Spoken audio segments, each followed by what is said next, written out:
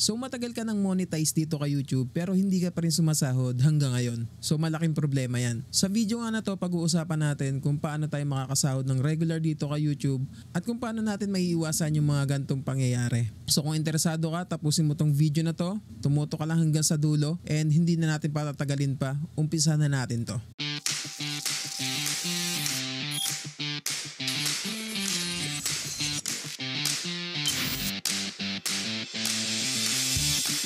So may nabasa kasi kong comment guys mula dito sa ating kabady natin na si Promd ng UK. So sabi niya, matagal na ako monetizer. Ang dami ko ng mga video pero hina pa rin ang sahod. Once in 2 years lang yata bago makaipon. 2020 pa ako, once lang ako sumahod. So napakabigat niyan guys ano. Ang tagal mo nag-upload simula pa noong 2020 pero isang beses ka palang sumasahod dito kay YouTube. So bakit nga ba ganito yung nangyari sa kanya no? So nakakabahala to mga kabady kasi ang tagal mo pinaghihirapan ng channel mo para ma-monetize and then ganito lang yung mangyayari ano. So napakababa ng sahod and then parang hindi worth it yung mga effort na binibigay mo no. So ang ginawa ko guys, tinignan ko sa Social Blade yung channel niya no and then tinignan ko kung magkano yung pumapasok na earnings sa kanya. Okay, so ipapakita ko sa inyo guys. Okay, so guys nandito na tayo sa Social Blade ano and then dito makikita natin kung magkano yung pumapasok na earnings, mga estimated earnings na pumapasok doon sa channel na gusto nating makita no. Okay, so yun nga, dito tinignan ko yung channel ni Promd ng UK. So kung makikita nyo dito, yung monthly estimated earnings niya is $1 up to $19 every month. Okay, yun lang yung estimated monthly earnings niya. And then yung yearly estimated earnings niya is $20 to $314.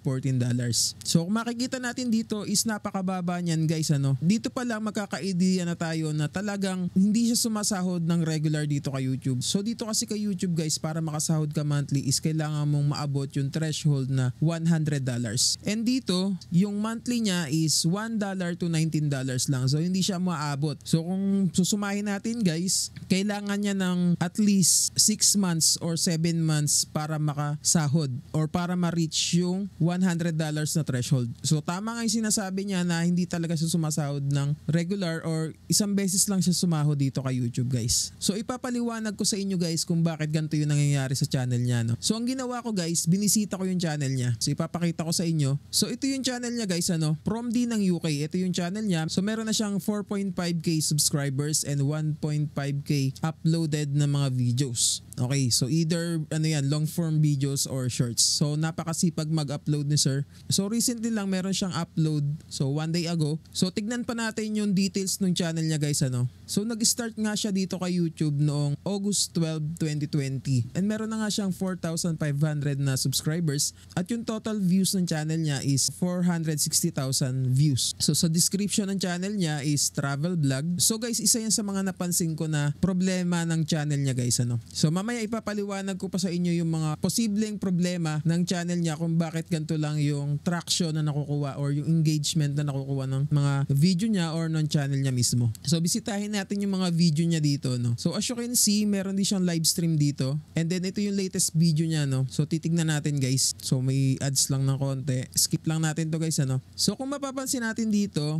more on travel vlog nga yung ginagawa niya, more on lifestyle vlogging tungkol sa nangyayari sa kanya and then nasa UK siya and binablog niya lang yung mga nangyayari sa kanya doon. So isa yun guys sa mga masasabi natin na problema sa channel niya guys ano. Ayan, more on vlogging sa sarili niya guys. So mamaya ipapaliwanag ko sa inyo yan guys and then kung paano natin masusolusyonan yan. So isa pang napansin ko dito sa kanya guys is yung mga thumbnail niya. So yung thumbnail niya parang hindi siya catchy. So kayo na guys yung humusga ng thumbnail niya guys kung ano yung masasabi nyo dito no. Comment nyo lang sa comment section guys. So mamaya guys bibigyan ko kayo ng mga idea kung paano magkakaroon ng mga effective na thumbnail ano, para magkaroon kayo ng mga views. So another thing na napansin ko is yung kanyang mga title na ginagamit. Parang hindi siya kapansin-pansin, hindi pansinin yung mga title niya. So mga kabady, yun yung mga ilan sa mga napansin natin sa channel niya. Kung bakit ganun lang yung mga revenue na pumapasok sa kanya or kung bakit hindi siya sumasahod ng regular dito kay YouTube. So tandaan nyo guys na maraming views, maraming revenue din yung pwedeng pumasok pumasok sa channel natin. Paano nga ba natin masusolusyonan to? Unang-una, kailangan mong humanap ng mga inspiration sa mga other content creators kung paano ka mag-i-improve dito kay YouTube. Okay, so balikan natin yung channel niya guys.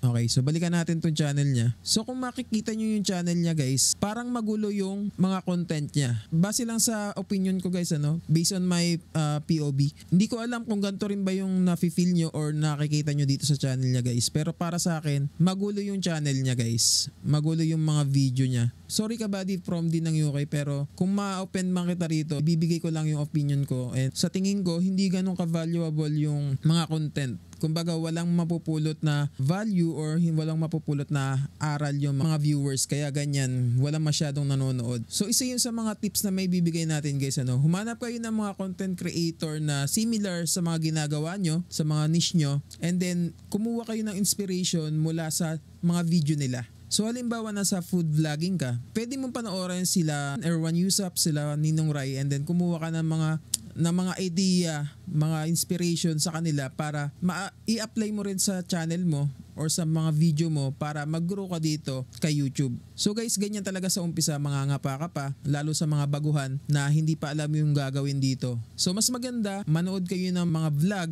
from other content creators na similar sa niche ninyo, and then kumuha kayo ng inspiration, humugot kayo ng inspiration sa kanila kung paano nila ginagawa yung mga content nila, kung paano nila dinideliver yung mga video ideas nila or yung mga content nila. So ayun, isa yun sa mga tips natin guys. And then second is yung mga thumbnail na ginagawa natin, yung ginagamit natin ng mga thumbnail. Halimbawa nasa travel vlog. Okay, so balikan natin ulit yung channel niya guys. Balikan ulit natin yung channel niya. So travel vlog siya guys.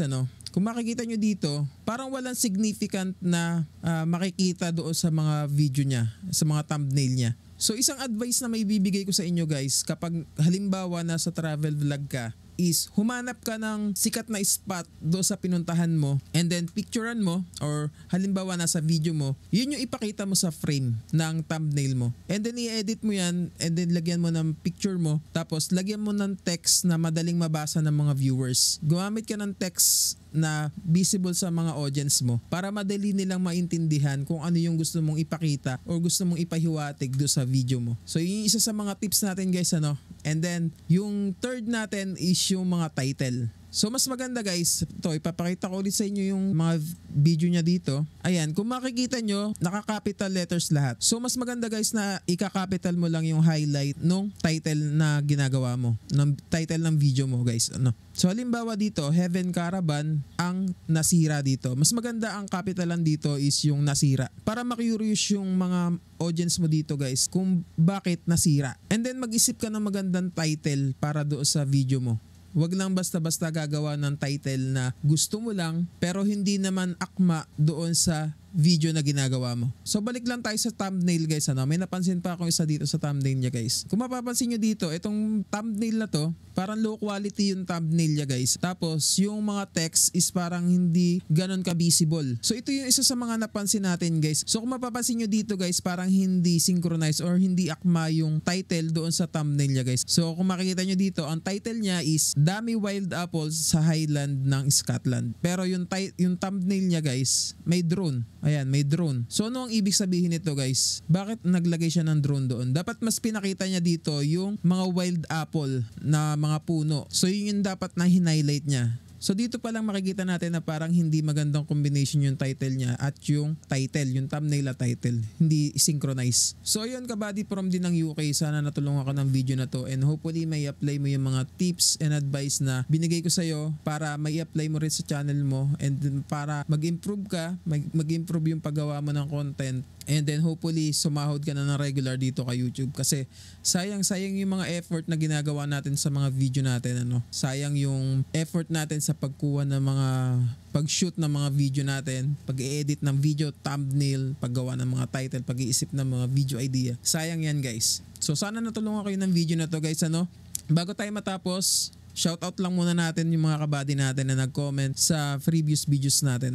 So shoutout lang muna natin to guys. So shoutout lang muna natin to si Adelpha Argal Mix TV. And then shoutout natin si Akit TV. Shoutout kay The Protege na laging nagko-comment sa atin. And then shoutout kay Sir Flow. Shoutout din kay Jerry Gimutaw. Shoutout tip ni Kuya RM. And then shoutout kay Aussie Couple, shoutout kay Jeron Cordova, shoutout kay Lucas, shoutout Veron 821. So salamat sa inyong mga kabady, salamat sa mga nagko-comment at nagla-like dito sa ating video, especially dito sa mga tinatapos hanggang dulo yung video. Okay, so malaking bagay yan para sa ating channel guys. So bago tayo matapos guys, gusto ko lang muna i-promote yung ating Facebook page. So ito yung Facebook page natin guys, ayan. So kung gusto nyo akong i-message dito, kung may mga katanungan kayo, pwede kayong mag-direct message dito sa ating Facebook page. And then yung ating TikTok account guys, okay, so pwede nyo ako i-follow sa ating Facebook page and TikTok account. So malaking bagay yan sa atin mga kabady, ano. Okay, so salamat sa inyo guys. Hopefully natulungan kayo ng video na to, and then kung gusto nyo yung ganitong klase ng mga content, like, comment, and share, and then please subscribe to my channel, and then click the notification bell for more video like this. At kung gusto mo namang malaman kung paano ma-monetize ng mabilis at kung paano pataasin ang yung kita dito kay YouTube, panoorin mo lang yung video na lalabas pagkatapos nito. So muli, ako po si Trix Body PH. Tandaan, daig ng taong matanong, ang taong nagmamarunong. God bless po sa lahat. Yun lang, salamat.